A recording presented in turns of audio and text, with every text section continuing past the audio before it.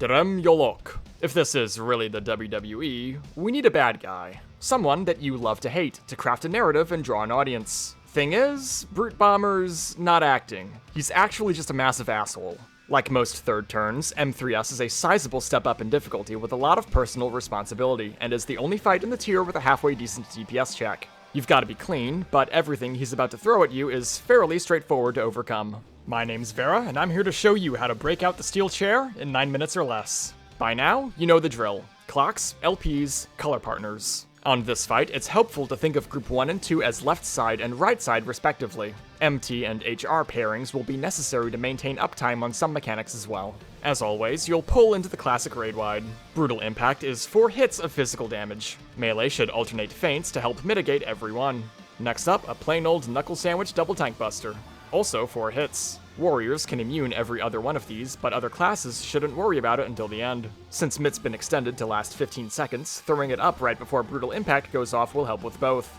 Like Honey, Brute Bomber will introduce his bread and butter combos nice and early. First is Lariat. When you see Lariat, you think Chariot. Max melee is unsafe, so run well out and use those gap closers. In addition, you'll see octoboom or quadraboom. I'll give you 3 guesses what this means. Notice that the shared cones on quadraboom are quite narrow, so you'll have to violate some personal space to avoid death. The second BNB mechanic is dive, again with octo or quad variants. Dive goes to a random direction and does proximity damage, so make sure you're well behind the boss. I'm actually being too safe here. Max melee on his ass is totally fine. If it's a spread, melee will use this T pattern with MT under the boss to avoid crowding. Another 4 hits of raid damage. Reprisal and feint and you'll be fine. Once that's done, a bunch of knockback towers are gonna spawn. We need to get ping-ponged between them in a particular order. Melee will go to the middle tower on A or D, ranged B or C, and you're all gonna line up to get knocked back left or right as per your group to the 2-man towers on the other side of the room. The next stop is the 8-man tower in the middle. Finally, use that to get behind the boss, who is getting ready to spit on you from a corner. Kinda fun, right? Like a roller coaster. With bombs. And wrestling. Now Triple H will chug down a Red Bull, which is probably why his spit is highly corrosive. It may not give him wings, but this burst of energy will allow him to set his hands on fire and invert his bread and butter mechanics, which he will now demonstrate. Inverted Lariat is a donut, so be in and mind the stack and spread, which is still a thing. Inverted Dive is a knockback instead of proximity damage. This is where we want to use knockback immunity for uptime. Partner up or make the T as needed. More raid wides, but with the power of drugs, you'll get 6 hits instead of 4.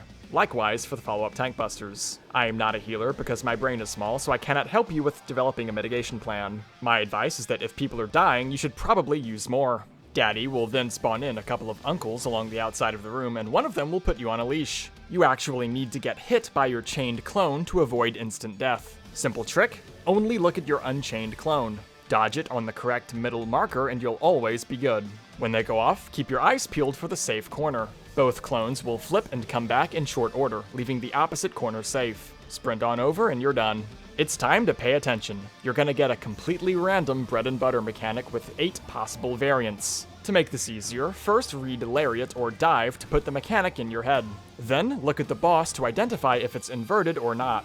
Look at spreader pairs last, since that gives you the most time to respond. Heal up quick because another 6 hits of raid damage are coming out fast. The final fusedown spawns short or long fuse bombs around the room and roll targets them onto all players too. Short bomb players need to chill next to a long bomb, but thankfully the outer 4 bombs never change. This means H1 or R1 will always go to marker 2, and H2 or R2 goes to marker 4. The middle bombs can flip, so Group 1 melee will be on either A or D, and Group 2 melee on B or C.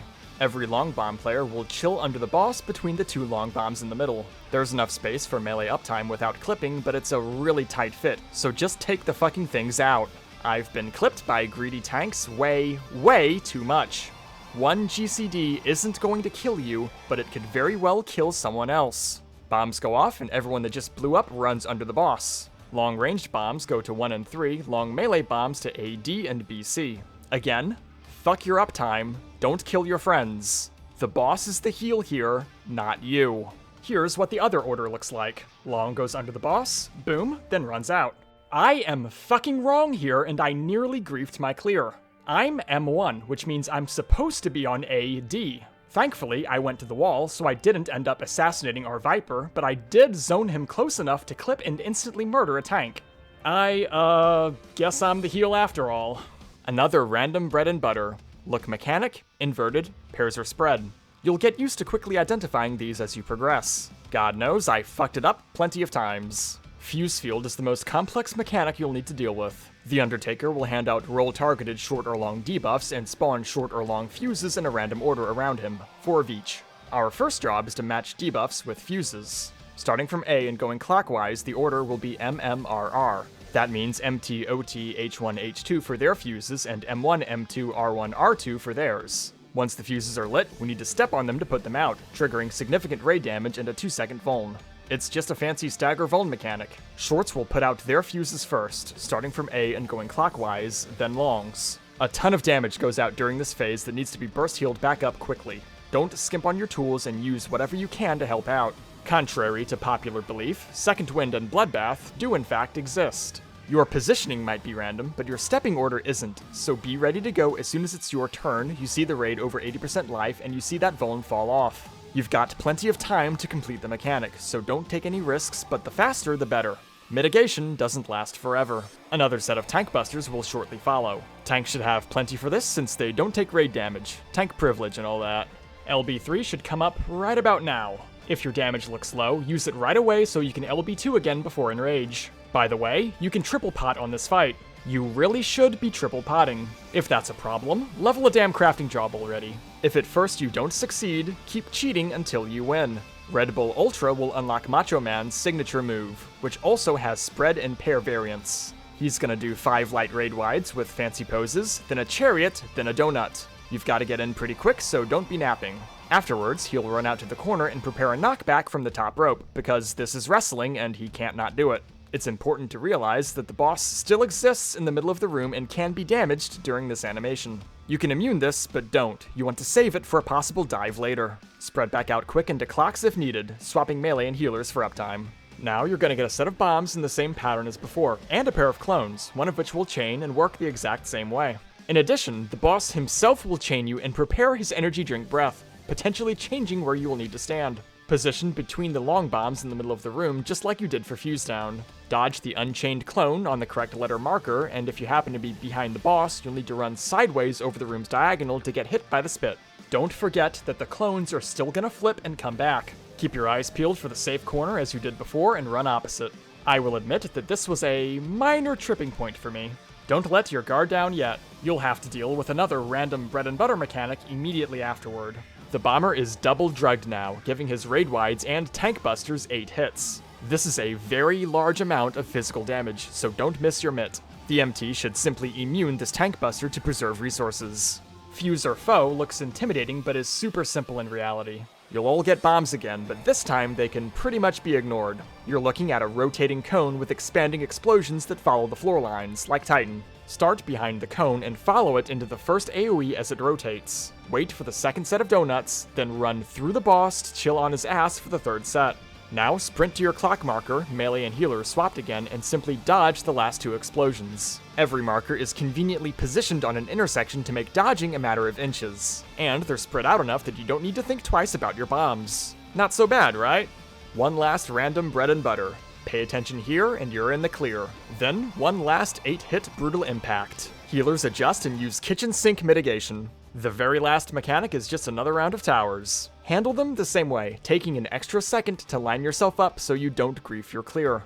But once you get to the middle, you'll need to use it to dodge a lariat instead of the green shit. He'll use the ropes to follow up like on normal mode, which can cleave either side. Move middle before he picks so you can easily dodge either way. And that's it! Aside from one last tank buster, which the OT should voke and immune, you've got about a minute to finish Ric Flair off before he chugs Red Bull PCP Edition, goes Super Saiyan, and unleashes the special, his Enrage combo. Unlike the first 2 fights, this check does exist in the Party Finder, and I ran into it about a dozen or so times. Don't forget to be out for the 6th hit and run in if you're coming down to the wire. Take him down and get your well-deserved championship belt. Looks good. Looks good.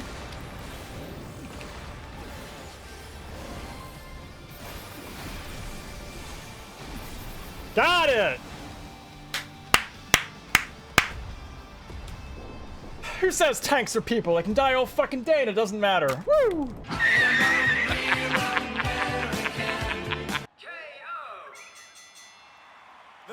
is decided.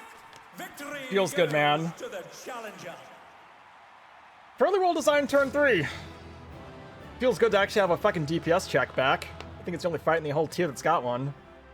Pretty sure the M4 DPS check is completely fake. People about ready to skip Sunrise Sabbath on M4, and it's not even the goddamn last mechanic, dude. Until next time. That's the second to last mechanic. Wow, we're gonna get the pants that aren't even BIS. Do I let someone else take the pants? Fuck it, I like these guys. I like these guys, someone else can have them. I am a real G! We'll steal the loot from next week. The clear party is special. You gotta respect the people you clear with, right? Wait a minute. We don't even have a belt slot anymore. God damn it, Yoshida. Such a missed opportunity. As always, hope this was helpful. Thanks for watching. Like, comment, subscribe, and expect Horse Girl out sometime soon. Make it a sacrifice. May you be blessed.